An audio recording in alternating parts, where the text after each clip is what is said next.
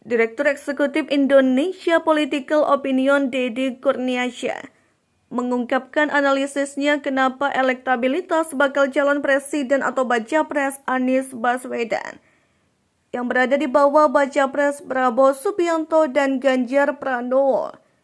Elektabilitas Anies Baswedan rendah di sejumlah survei ditenggarai karena belum terlihatnya suara pemilih Partai Nasdem dan Partai Demokrat sebagai partai pengusungnya.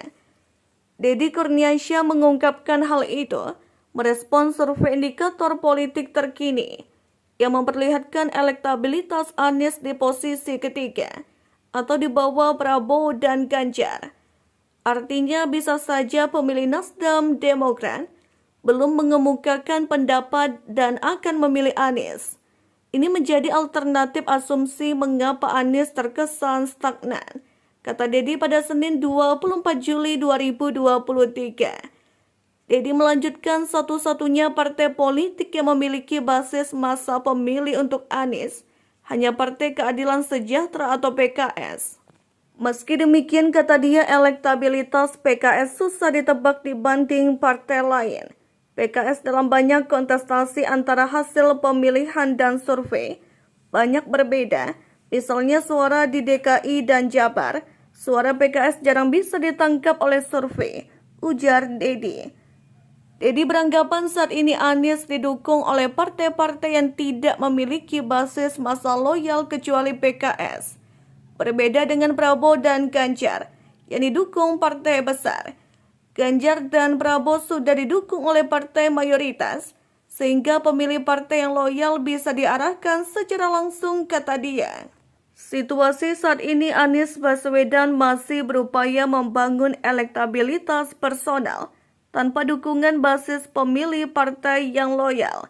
Anies Baswedan, kata dia, masih berpotensi bisa menyalip dua baca pres lainnya.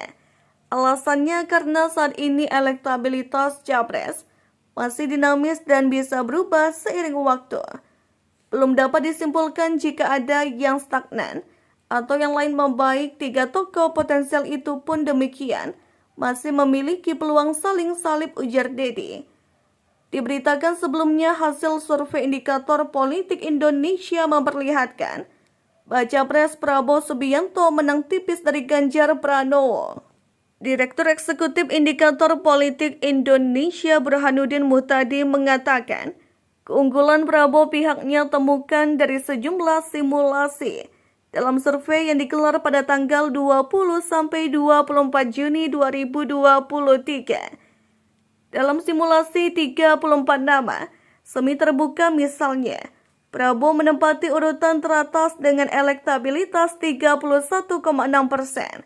Dibayangi Ganjar 31,4%. Pak Prabowo masih unggul meskipun keunggulannya juga tidak terlalu dibanding Mas Ganjar, kata Burhan dalam konferensi pers di YouTube Indikator Politik Indonesia pada Minggu 23 Juli 2023. Sementara itu, Prabowo dan Ganjar bersaing ketat. Bakal capres lainnya Anies Baswedan tertinggal cukup jauh. Berada di urutan ketiga, Anies meraup 17,6% suara. Adapun di urutan keempat ada Gubernur Jawa Barat Ridwan Kamil dengan elektabilitas 4%, Erick Thohir 1%, dan Mahfud MD 0,8%.